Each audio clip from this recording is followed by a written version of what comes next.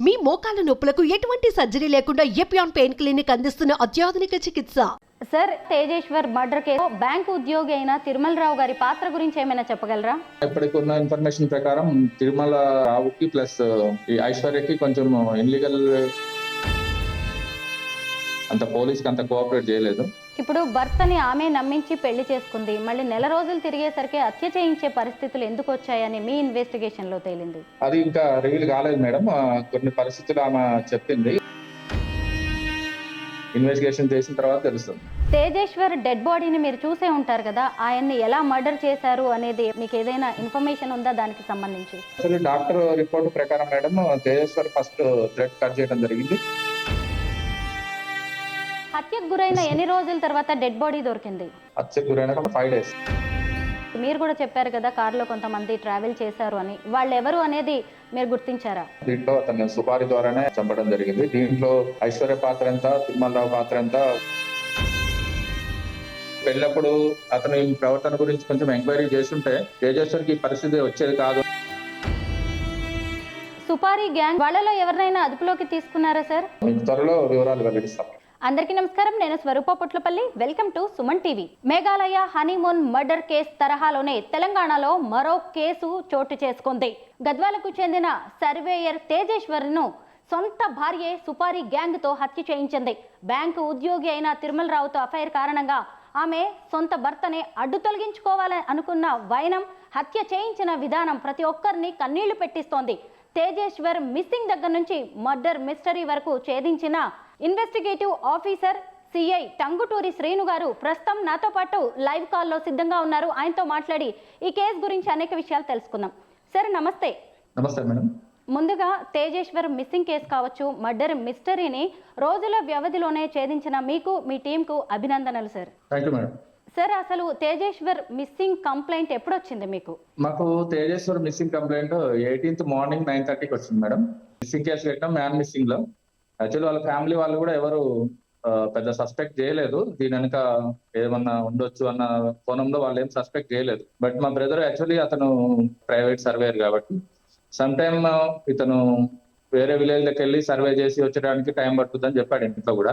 బయటకు వెళ్ళిన అతను మళ్ళీ ఈవినింగ్ రాలేదు, నైట్ వరకు రాలేదు. మార్నింగ్ 17th రోజు మార్నింగ్ 9:30కి వెళ్ళిన అతను 12 o'clock ఫోన్ స్విచ్ ఆఫ్ అయిన తర్వాత మళ్ళీ మార్నింగ్ వరకు కూడా అతను ఫోన్ స్విచ్ ఆఫ్ లోనే ఉండటం, ప్లస్ అతని నుంచి ఎలాంటి కాల్స్ రాకపోవడం వాళ్ళకి అనుమానించి మార్నింగ్ 9:30కి కంప్లైంట్ చేయడం జరిగింది.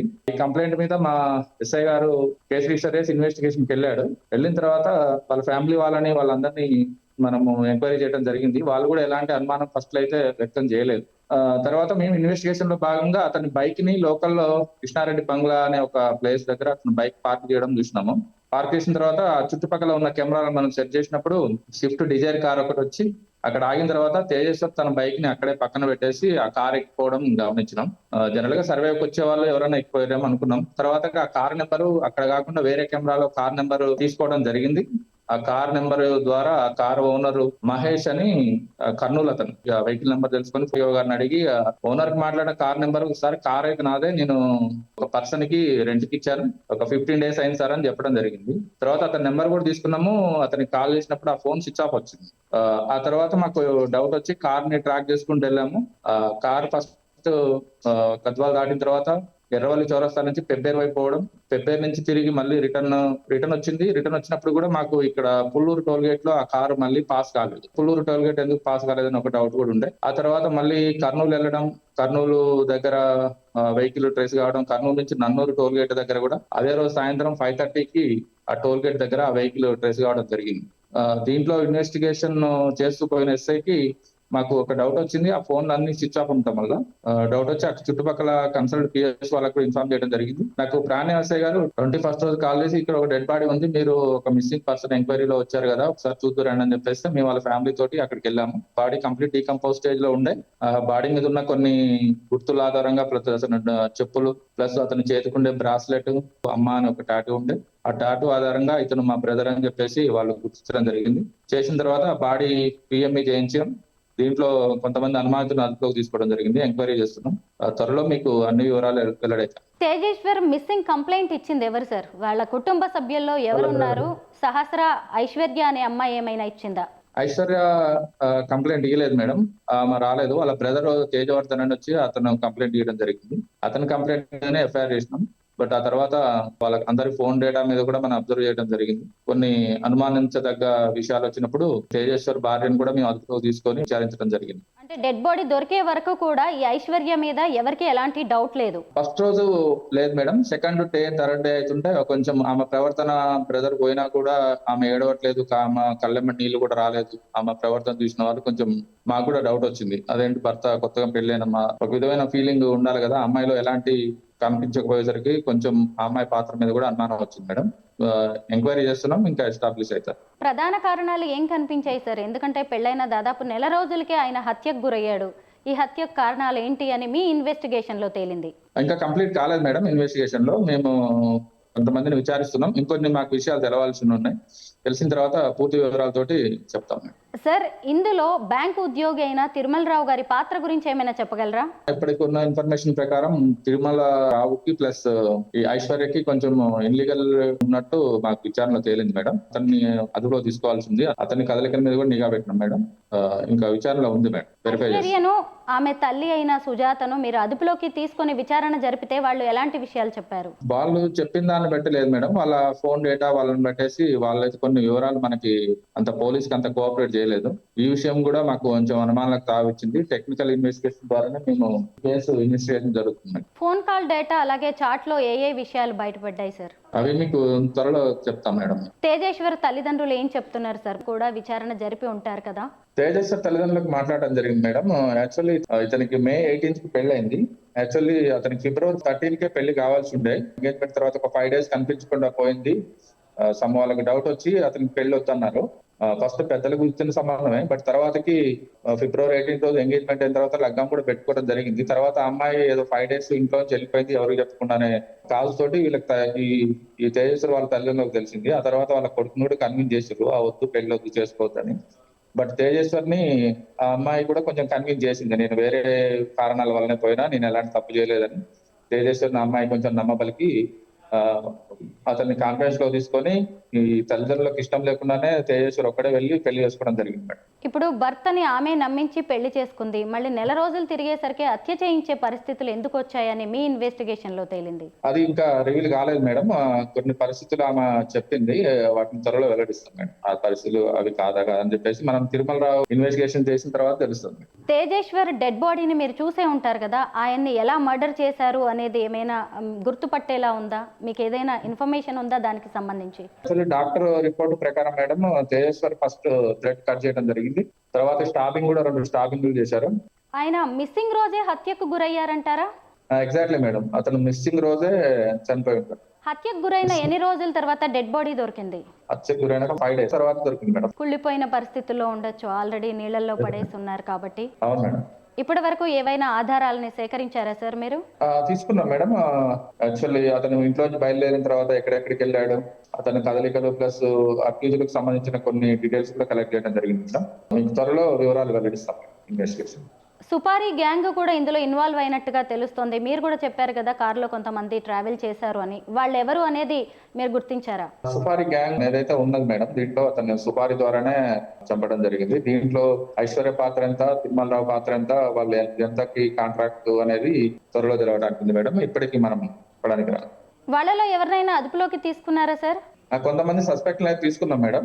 డిఫరెంట్ కోణంలో విచారణ జరుగుతుంది. ఒక 4-5 టీములు కూడా దీని మీద పనిచేస్తున్నాయి. అన్ని విషయాలు మీకు త్వరలో తెలుస్తాయి. ఇప్పటి వరకు ఎవరిని అధికారికంగా అయితే అరెస్ట్ చేయలేదా? అధికారికంగా ఇప్పటి వరకు ఎవరిని అరెస్ట్ చేయలేదు మేడం. కొంచెం కేసు విచారణలో ఉంది. కేసు మీద ఒక అవగాహన వచ్చిన తర్వాత అన్ని వివరాలు వెల్లడించడం జరుగుతుంది. సార్, ఈ మధ్య కాలంలో వివాహేతర సంబంధాలు బాగా పెరిగిపోయాయి. పోనీ వివాహేతర సంబంధాలు అక్కడితో ఆగట్లేదు, అవి చివరికి హత్యల వరకు దారి తీస్తున్నాయి, కటకటాల పాలయ్యే వరకు కూడా తీసుకెళ్తున్నాయి, ఎన్నో జీవితాలను, కాపురాలని కూల్చేస్తున్నాయి.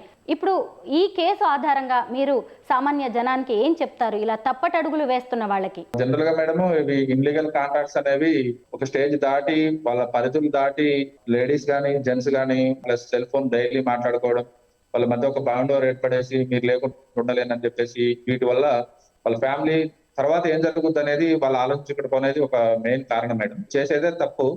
అది కాకుండా మళ్ళీ నేను మర్డర్ చేస్తే ఇంకా పెద్ద తప్పు చేసిన వాడిని అవుతా, ఆ ఆలోచన రాకపోవడం, ప్లస్ ఏం కాదు నేను చూసుకుంటా అని కొంతమంది హామీ ఇవ్వడం, ఆ హామీలతోటి భర్తలు గాని వీళ్ళు గాని చంపడం జరుగుతుంది మేడం.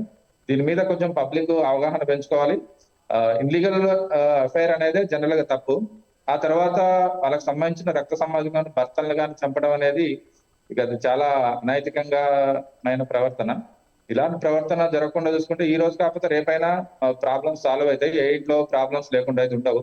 బట్ చిన్న చిన్న ప్రాబ్లమ్స్ కి నాకు పర్మనెంట్ సొల్యూషన్ ఇతను లేకపోవడం అనేది మాత్రము అలా ఉండకూడదు అనేది మా అభిప్రాయం. తేజేశ్వర్ తల్లిదండ్రుల కడుపు కోతను ఎవరూ తీర్చలేరు. ఇప్పుడు వాళ్ళ పరిస్థితి ఎలా ఉంది సార్? యాక్చువల్లీ వాళ్ళ ఫాదర్ కూడా పేషెంట్ మేడం. ఆయనకు ఒక 2-3 years బ్యాక్ యాక్సిడెంట్ అయింది. అతను కూడా లేని పరిస్థితి. వాళ్ళ మదర్ కూడా బందగానే ఉంది.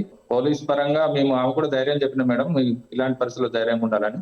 తల్లిదండ్రుల మాట కూడా వినకపోవడం కూడా తేజేశ్వర్ చేసిన ఒక కొంచెం మిస్టేక్ అనుకుంటున్నాం మేడం. అప్పుడు పెళ్ళప్పుడు అతను ఈ ప్రవర్తన గురించి కొంచెం ఎంక్వైరీ చేస్తుంటే తేజేశ్వర్కి ఈ పరిస్థితి వచ్చేది కాదు అనేది మా అభిప్రాయం. తేజేశ్వర్ ఎందుకు ఈ ఐశ్వర్యని ఇంత గుడ్డిగా నమ్మాడు సార్? ప్రేమే కారణమా? ఆ తేజేశ్వరు బాగా ఇష్టపడ్డాడు మేడం. ఆ అమ్మాయి కూడా కొన్ని మాటలు చెప్పడం వల్ల అతను తేజేశ్వరు కొంచెం కన్విన్స్ కావడం జరిగింది. తల్లిదండ్రులు లేకుండా నీతో నేను పర్ఫెక్ట్ గా ఉండగలుగుతా అని అమ్మాయి అతను నమ్మించడం జరిగింది మేడం.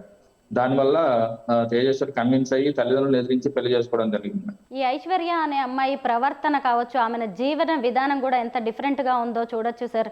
ఒకవైపు ఒక బ్యాంకు ఉద్యోగితో అఫైర్, ఇంకొక వైపు మరో వ్యక్తితో ప్రేమాయణం, పెళ్లి, నమ్మించి మోసం చేయడం.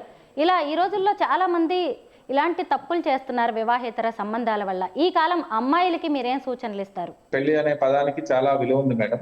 పెళ్లి చేసుకున్న తర్వాత భర్తల్ని ఇష్టం లేకపోతే ఫస్టే పని చేసుకోవచ్చు, లేకపోతే వాళ్ళు ఇష్టం వచ్చిన పెళ్లి చేసుకోవచ్చు. ఇతనంటే ఇప్పుడు పెళ్లి చేసుకున్నారు, తర్వాత కూడా వేరే అతను కూడా పెళ్లి చేసుకోవాల్సిన సిచ్యువేషన్ వచ్చినప్పుడు వాళ్ళ ఫ్యామిలీలో కూడా ఇలాంటి ప్రాబ్లమ్స్ రావచ్చు. అంతేగాని ఇప్పుడున్న ఫ్యామిలీలో ఇప్పుడున్న దాంట్లో నాకు ప్రాబ్లం వచ్చింది కాబట్టి నేను భర్తను చంపితే ఇంకొక అతనితో నేను మంచిగా ఉంటానని మాత్రం దురాశ అవుతుంది మేడం. అలాంటి ఆలోచనలు మానుకొని సఖ్యతతో ఉంటే మంచిగా ఉంటుంది మేడం. మొత్తం మీద తేజేశ్వర్ మర్డర్ కేసు అనేది అనేక ప్రశ్నలు రేకెత్తిస్తోంది. పోలీసులు కూడా ఇప్పటికే అనేక ఆధారాలు సేకరించారు. పక్కా ఆధారాలతో అసలైన హంతకులను త్వరలోనే కటకటాల వెనక్కి నెట్టబోతున్నారు. Thank you so much sir.